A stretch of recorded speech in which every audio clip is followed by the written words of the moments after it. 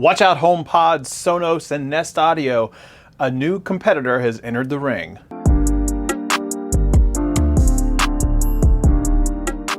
What's up, everybody? This is Scott. Welcome back to another video. In today's video, I'm going to be discussing the Denon Home 150.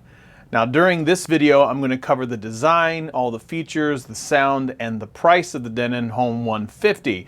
Now, from a design and features perspective, the Home 150 is a rectangular box of great sound that's measured 7.4 by 4.7 by 4.7 with a wraparound cloth speaker grille. Now, on the front comes an LED to let you know the connection status with the top panel that is sensitive to the touch as well. Now, that top panel will light up when you get your hand close to it. It has play, pause, volume, all of the row buttons that you can assign quick selections to as well, which means you can assign a quick selection like I do to a Bluetooth device, and more on the Bluetooth here in a minute. On the back of the speaker, you have a manual connection button, an Ethernet port, a USB port, a Bluetooth pairing button, and the power connection as well. Included, there's also threading for a wall mount if you want. I didn't wall mount it. I just have it sitting next to my Xbox for all the sound that I need for my Bluetooth speaker. Now, from a sound specs perspective, this speaker is capable of high resolution audio files, and if you want to use it for lossless audio, it supports WAV, FLAC, and ALAC up to 24 bits,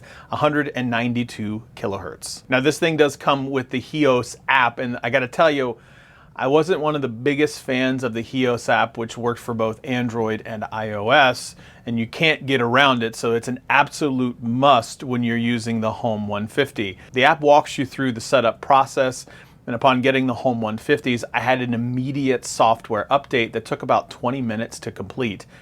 After that, I was able to assign rooms, connect to Wi-Fi, and get access to my music streaming services. Now, like I said, I wasn't overwhelmingly a huge fan of the app. From an Android perspective, it looked a little antiquated, I suppose you could say. It should also be noted to make sure that you check out the streaming services that you can access within the HEOS app, because those will directly connect via that app.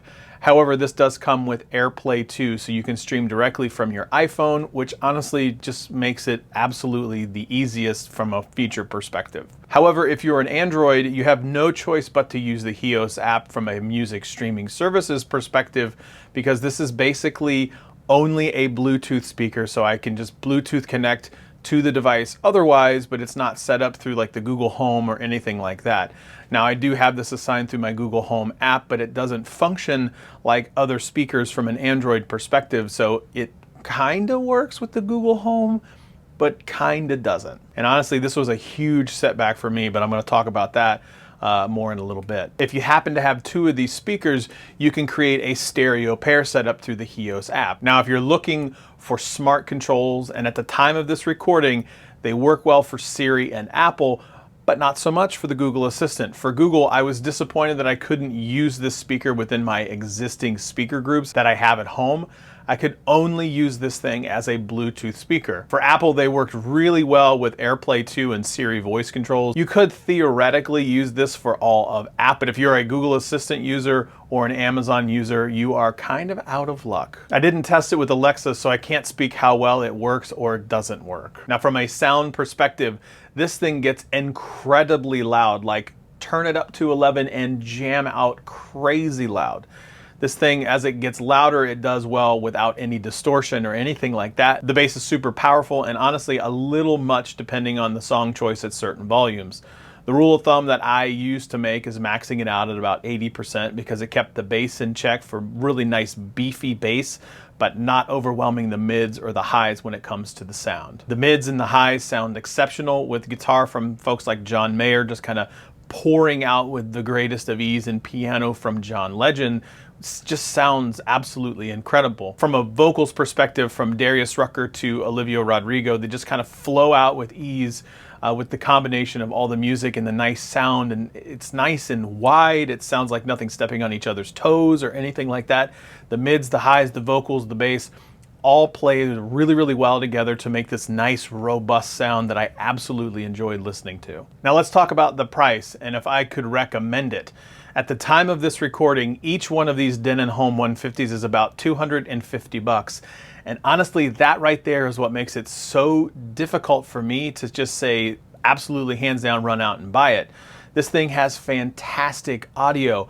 However, if you're not all in on the Apple ecosystem, this is really nothing more than a Bluetooth speaker with very limited smart home functionality. So for me, at the end of the day, because of those struggles, that it not being really a smart speaker that works in my home, it seems like an odd speaker out in an overall group. If you don't particularly care about the smart aspect of speakers, this would be a welcome member of a family speaker set because the audio is truly that freaking good. But if you're looking for a smart speaker with good sound, honestly, you may want to hold off on buying the Denon Home 150. So that's it. That's all I have. As always, like, share, subscribe, thumbs up, leave a comment below, and we'll see you next time.